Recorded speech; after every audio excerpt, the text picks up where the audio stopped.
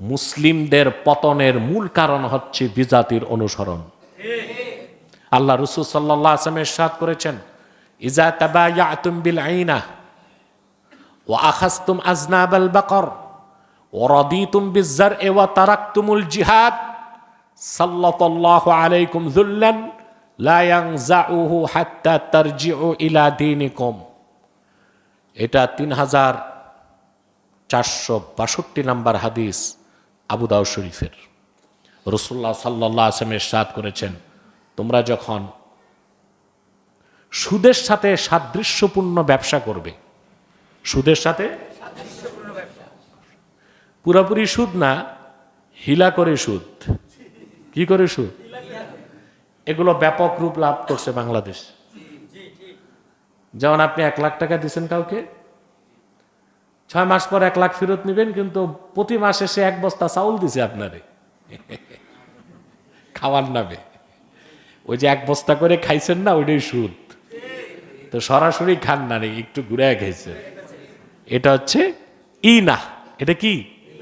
আল বাইআতুল্লাতী তাতাশাব্বাহু বির-রিবা, যে ব্যবসাটা সুদের সাথে সাদৃশ্য রাখে। কথা বুঝতে পারছেন? এরপর দেখেন, এটার আরো সূরত আছে।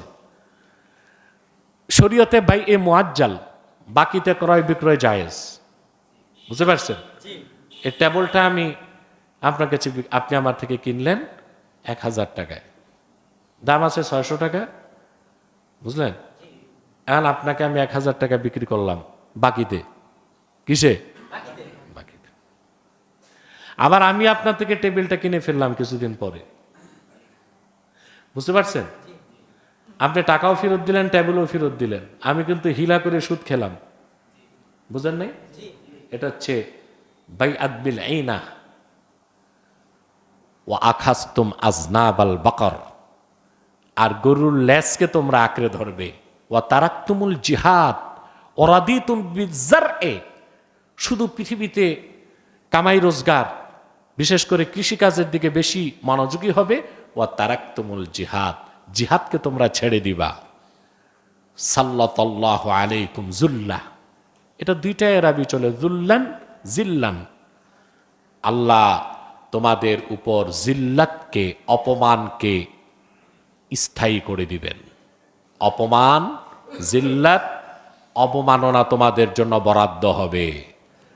লা ইয়ানজাউহু হাত্তা তারজিউ ইলা দীনিকুম, ততক্ষণ পর্যন্ত সেই অপমান ও জিল্লাত তোমাদের উপর থেকে সরবে না, আল্লাহ সরাবেন না, যতক্ষণ না তোমরা পরিপূর্ণভাবে আবার দ্বীনের পথে ফিরে আসো।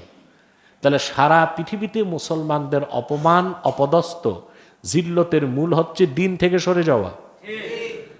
দ্বীনের পথে ফিরে আসলে আর জিহাদের পথ ধারণ করলেই ইজ্জত ও সম্মান আল্লাহর পক্ষ থেকে আমাদের জন্য ওয়াজিব হয়ে যাবে। মুসলমানের বেঁচে থাকতে হবে জিহাদের মাধ্যমে, আর কাফির মুশরিকরা চায় এই জিহাদ থেকে আমাদেরকে সরিয়ে দিতে। ঠিক না? আপনি দেখেন, পৃথিবীর যেই জনপদের মুসলিমরা তরবারি হাতে নিয়েছে, জিহাদের পথকে বেছে নিয়েছে, আল্লাহ কিন্তু তাদেরকে সম্মানও দিয়েছেন, বিজয় দিয়েছেন। দেন নাই? এটা আল্লাহর ওয়াদা কোরআন শরীফে। ওয়ালাউ আন্না আহলাল কুরা আমানু ওয়াত্তাকাউ লাফাতাহনা আলাইহিম বারাকাতিম মিনাস সামাই ওয়াল আরদ, যে কোনো জনপদের লোক ঈমান আনে, তওবা করে, আমি তাদের জন্য আকাশ ও জমিনের বরকতের সব দরজা খুলে দিব। আর যখন কোন জনপদের মানুষ দিন থেকে সরে যাবে, জিল্লাত, অবমাননা, বিশৃঙ্খলা, তুচ্ছতা, অশান্তি তাদের জন্য বরাদ্দ হবে। আল্লাহর কাছে এগুলো বিষয়, কথা বলেন। অপরদিকে কোন জনপদের মানুষ যদি ঈমান আনে আর জিহাদের পথকে বেছে নেয়, ইজ্জত, সম্মান আর বিজয় তাদের গলার মালা হয়ে যায়। ওইটার জ্যান্ত প্রমাণ আফগানিস্তান। যে দেশের মানুষ 3 বেলায় একটা রুটি পাইতো, ওদের আফগানি মুদ্রা এখন ডলারকে টপকে উপরে চলে গেছে। আমরা কোথায়, তারা কোথায়?